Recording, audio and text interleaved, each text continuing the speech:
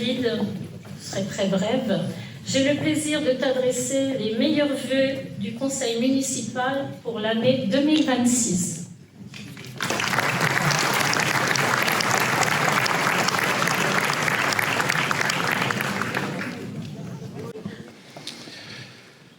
Monsieur le conseiller régional, cher Laurent, Madame la conseillère départementale, chère Brigitte, Mesdames, Messieurs les conseillers départementaux, Mesdames, Messieurs les maires et conseillers municipaux, ils sont nombreux aujourd'hui, Mesdames, Messieurs les élus de Maromme, chers collègues,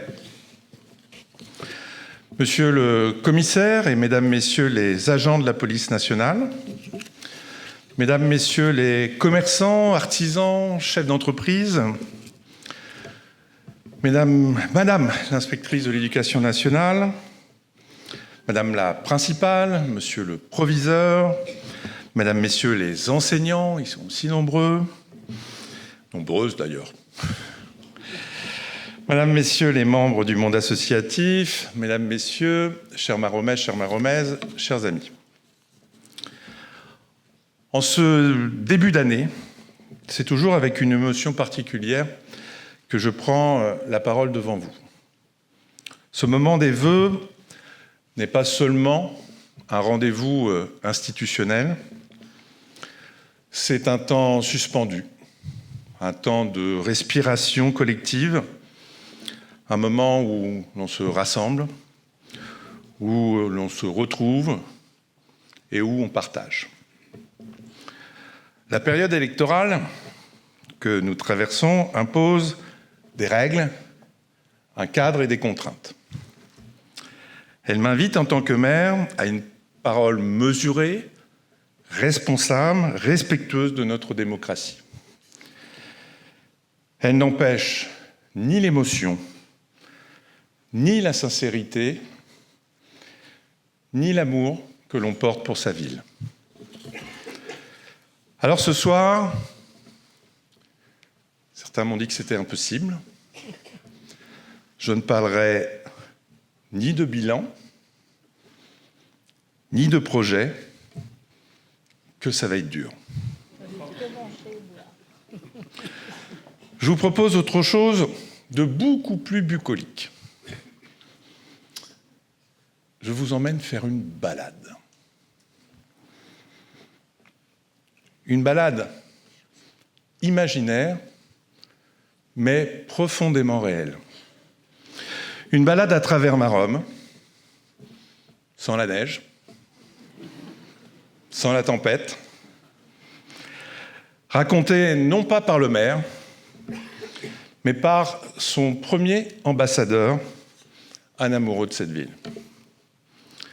Notre promenade qui commence là-haut, sur les hauteurs, dans le quartier de la Maine. La Maine, c'est Maromme dans ce qu'elle a de plus vivant, de plus familial, de plus quotidien. C'est le parc de loisirs Signa, ce lieu où résonnent les rires des enfants, où les familles se retrouvent autour d'un barbecue, où l'on partage un pique-nique, où le sable du beach volley côtoie les terrains de pétanque, où le sport se mêle à la convivialité. C'est le centre de loisirs, le terrain de tennis, le club canin, autant de lieux où se tissent des liens, où l'on apprend le respect, l'effort et la patience. La Maine, c'est aussi son école maternelle et primaire, ses professionnels de santé, cette présence rassurante qui fait qu'un quartier devient un lieu de vie et pas seulement un lieu d'habitat. Mais la ville haute, c'est surtout ce qui l'enveloppe, la forêt. La forêt comme une respiration, comme une protection, comme un écrin de verdure qui borde la ville et que la nature n'est jamais loin ici. Et si l'on parle de ville haute, c'est bien parce qu'elle se relie à la ville basse. Ce lien autrefois invisible existe désormais pleinement. C'est ce chemin forestier, ce trait d'union végétale, ce passage presque initiatique où l'on quitte un quartier pour en rejoindre un autre, porté par le murmure des feuilles, par l'odeur de la terre, par la diversité des essences, des bouleaux, des chênes, des charmes, des épicéas. Un chemin où la nature nous transporte, nous apaise, nous relie. Et soudain, la forêt s'ouvre. La ville réapparaît. Devant nous, la plus grande roue à aube de Normandie, majestueuse, silencieuse, témoin industriel et symbole du renouveau. Elle nous guide vers le centre-ville, elle nous offre la perspective de la rue des martyrs de la Résistance. Toujours circulée, qui dira le contraire,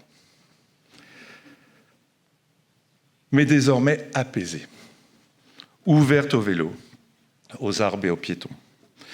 Une rue qui relie la pleine lune de la roue à la demi-lune de la route, comme une métaphore du mouvement et de l'équilibre.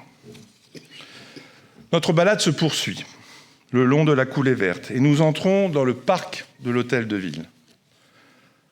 Un parc où l'on s'assoit sur un transat, où l'on échange sur un banc, où les enfants jouent, où des milliers de végétaux nouvellement plantés traversent leur premier hiver avant de venir au printemps recolorer ce poumon vert. En traversant ce parc, nous découvrons les travaux de l'Hôtel de Ville et de la médiathèque Séquoia. Derrière les palissades, ce sont les ouvriers, les entreprises locales, les femmes et les hommes de terrain qui s'affairent pour façonner un équipement public qui sera d'ailleurs bien plus qu'un bâtiment. Un lieu de service, de culture, de savoir, un lieu où chacun se sentira chez soi dans la maison commune. Notre promenade longe ensuite la maison de retraite, le village des Aubépins. Ici, nos aînés vivent au cœur de la ville, au cœur du village, entourés d'animations, de commerces et surtout de regards bienveillants.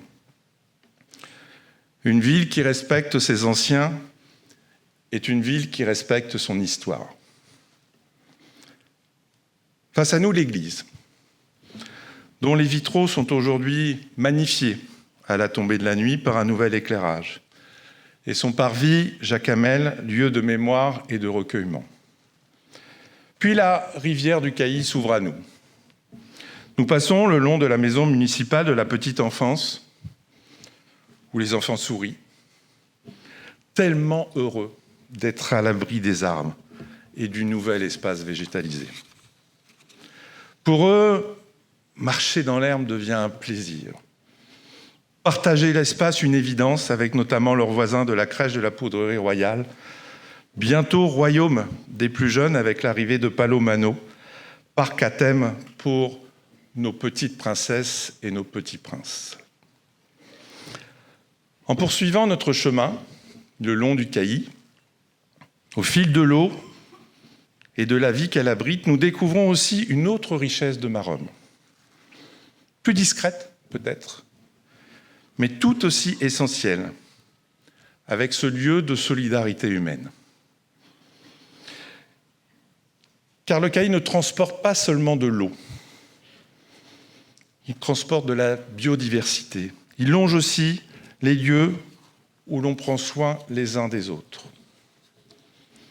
C'est ici que se trouve la maison municipale des solidarités. Comme un abri sous les feuillages au bord de l'eau, fidèle à son nom, la canopée incarne la solidarité concrète, quotidienne, silencieuse, mais surtout efficace. Elle rappelle que, comme la rivière, la ville doit rester un espace qui porte, qui relie et qui n'abandonne jamais personne sur le bord de la berge. Reprenant notre chemin, nous longeons cette vie sauvage au cœur de ville. On y aperçoit la vie en eau vive, avec des truites farios, des anguilles, des épinoches, mais aussi des chabots. Une biodiversité discrète mais précieuse, reflet de l'engagement environnemental de notre commune. Maromme est par nature, tout naturellement, une ville verte, une ville d'eau, une ville d'équilibre et de contraste. En gardant le cap au sud, nous franchissons les ponts de la balade du Cailly, qui nous transporte dans un temps suspendu à la rencontre des habitants du quartier de la Clarette, petite sœur du Cailly, avant de rejoindre la maison municipale des associations. Bâtiment aux multiples couleurs au cœur du quartier de Binche. À Maromme, les associations jouent un rôle fondamental. Accès à la culture, au sport, à l'expression, à l'accompagnement social, sans oublier le lien intergénérationnel. Les bénévoles, par leur engagement discret mais essentiel, sont les forces vives de ces associations.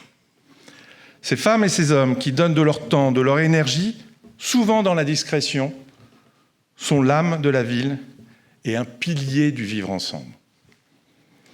Impossible de poursuivre sans évoquer l'école Thérèse Delbos, rénovée, consolidée, modernisée, pour offrir aux enfants un cadre digne, mais surtout serein.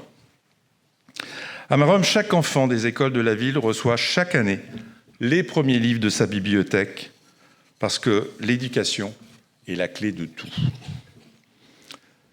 Grandir, apprendre, puis se dépasser, le sport prolonge naturellement l'éducation.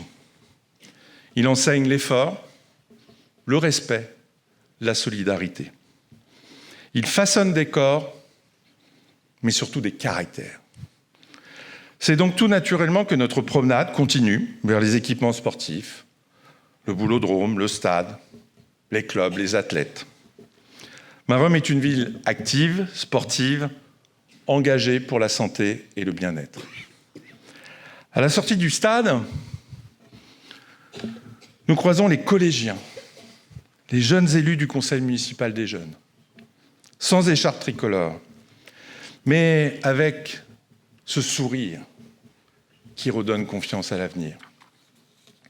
Sur le chemin du retour, un dernier détour nous mène vers l'espace Beaumarchais, en passant par le nouveau parc où s'échappent quelques notes de musique. Ce sont celles du conservatoire municipal, qui rend l'enseignement musical accessible à tous. Car ici, la culture n'est pas un luxe, elle est un droit, un lien, une ouverture. Cet espace culturel, où nous nous retrouvons ce soir au chaud, après avoir déambulé dans la ville, en est tout un symbole.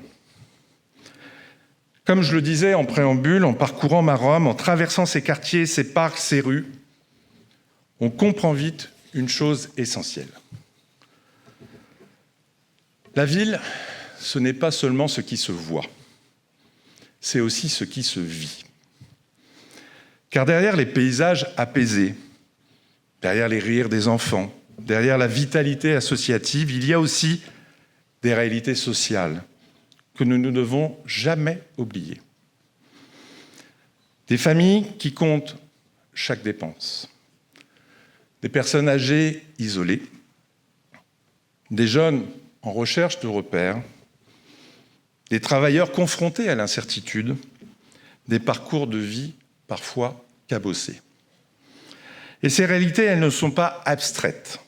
Elles sont là, dans nos immeubles, dans nos rues, dans nos écoles, dans nos commerces.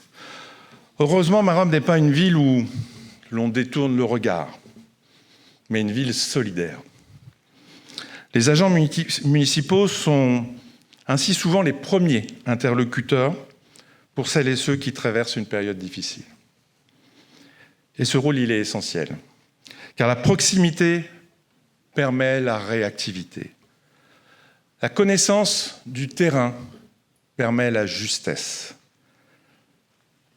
La relation humaine permet la dignité. Mais la solidarité se trouve aussi dans des gestes simples.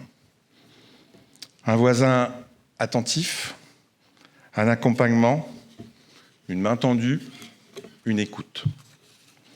C'est ce qui permet à chacun de rester debout, de ne pas se sentir seul, de garder confiance en l'avenir. Dans un contexte national et international instable, marqué par les tensions, les conflits, les crises économiques, sociales et politiques, l'attention portée aux personnes fragiles s'avère essentielle, car une ville plus solidaire, plus juste, plus attentive, donne une ville plus stable, plus sereine et plus apaisée. Il ne faut jamais oublier que la sérénité passe tout autant par la sécurité que par la prévention. Le lien social, l'accompagnement solidaire, qui sont les piliers silencieux de la tranquillité publique. Et tandis que notre balade touche à sa fin, quelque chose devient évident. Ce que nous avons traversé, ce ne sont pas seulement des lieux, ce sont des manières de vivre ensemble. Car Maromme n'est pas une ville figée, c'est une ville traversée par des générations, par des cultures, par des parcours de vie différents qui parfois se croisent, souvent se rencontrent et toujours se répondent.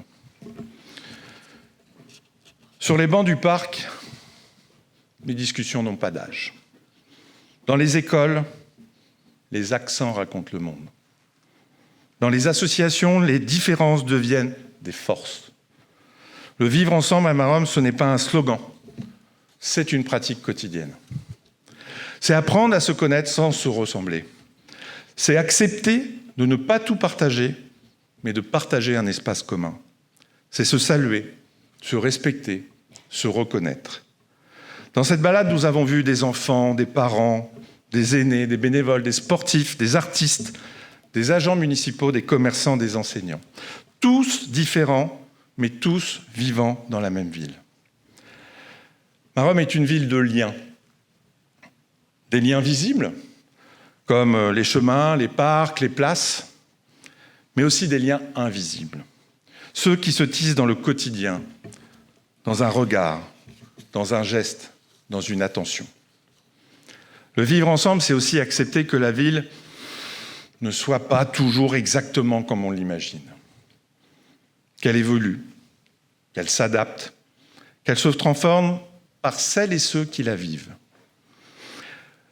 Et dans cette transformation silencieuse, la nature joue un rôle essentiel. Tout au long de notre balade, elle ne nous a jamais quittés. Elle était là, dans la forêt, dans la ville haute, dans les arbres du parc, dans la coulée verte, le long de la rivière, dans les herbes hautes, avec les poissons, les oiseaux. La nature à Maromme n'est pas un décor, elle est un langage commun. Elle nous rappelle que nous faisons partie d'un tout, que nos gestes comptent, que nos habitudes ont un impact et que le temps long existe encore. Marcher le long de la rivière, observer les poissons, entendre l'eau couler, c'est comprendre que l'environnement n'est pas une idée abstraite. C'est une réalité fragile, une richesse partagée et un héritage vivant.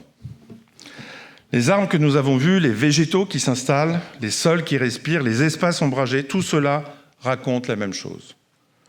Prendre soin de la ville, c'est prendre soin du vivant. Et prendre soin du vivant, c'est aussi prendre soin des uns des autres. Ici, l'enjeu environnemental ne se proclame pas, il se vit. Il se vit dans les chemins partagés, dans les espaces végétalisés, dans la présence de l'eau, dans l'ombre d'un arbre, dans le silence retrouvé. Cette écologie-là est discrète, mais elle est profonde. Elle relie les habitants entre eux et tisse des liens dans le territoire. Alors, en refermant cette balade imaginaire, retenons ceci. Maromme est une ville qui ne cherche pas à briller, mais à durer. Une ville que l'on traverse, que l'on garde en soi. La ville où nous avons la conviction que l'avenir repose sur le respect, le lien et l'attention portée aux autres. Avant de conclure cette balade à travers notre ville, il me semble essentiel de marquer un temps d'arrêt. Un temps de reconnaissance, un temps de gratitude. Je veux ici remercier les élus du conseil municipal de Maromme qui m'entourent ce soir pour leur engagement tout au long du mandat qui s'achève. Être élu municipal, ce n'est pas une fonction abstraite, et ils sont nombreux dans la salle. C'est un engagement concret, quotidien, exigeant. C'est donner du temps, souvent en plus de sa vie professionnelle, souvent au détriment de sa vie familiale. C'est être présent le soir, le week-end, lors des réunions, des événements et des permanences. C'est écouter, parfois entendre des inquiétudes, parfois recevoir des attentes fortes, parfois porter des paroles difficiles. Être élu municipal, c'est accepter de représenter l'intérêt général, même lorsqu'il ne coïncide pas toujours avec les intérêts particuliers. C'est faire vivre la démocratie locale, dans ce cas-là de plus proche, de plus direct, de plus humain. Les élus municipaux sont les premiers visages de la République du quotidien. Ceux que l'on croise dans la rue, ceux qu'on interpelle au marché, ceux à qui l'on parle sans intermédiaire. Ils sont le lien entre les habitants et les institutions, le lien entre la parole citoyenne et l'action publique, le lien entre la ville telle qu'elle est vécue et la ville telle qu'elle est organisée. Au-delà des sensibilités, au-delà des différences, au-delà des débats parfois nécessaires, ce qui rassemble les élus municipaux, c'est la volonté de servir leur commune. Dans une époque où l'engagement est parfois mis à l'épreuve, où la confiance dans les institutions peut vaciller, cet engagement mérite d'être reconnu, respecté et salué. Alors, à l'approche de la fin de ce mandat, je veux dire simplement, mais sincèrement, merci et bravo.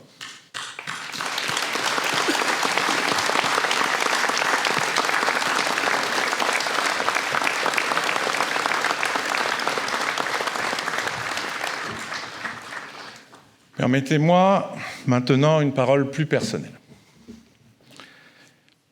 Servir Maromme depuis de nombreuses années a été pour moi un honneur profond, une responsabilité exigeante, un engagement quotidien avec une seule boussole, toujours la même, l'intérêt général pour cette ville que j'aime. Et si cette balade imaginaire nous touche autant, c'est peut-être aussi parce qu'elle contraste avec le monde qui nous entoure. Au milieu de cette agitation, il existe des lieux où le temps ne s'emballe pas. Des lieux où l'on continue à se reconnaître. Des lieux où l'on peut encore se dire bonjour, se parler, se comprendre. Maromme est de cela. Ici, on prend encore le temps de marcher, le temps d'écouter, le temps de se retrouver. Quand le monde doute, les villes deviennent des repères. Et Maromme est un point d'équilibre. Un équilibre entre nature et urbanité, entre mémoire et quotidien, entre diversité et cohésion, entre mouvement et stabilité. Ici, les changements du monde ne sont pas ignorés. Ils sont compris et accueillis avec lucidité, mais sans perdre l'essentiel.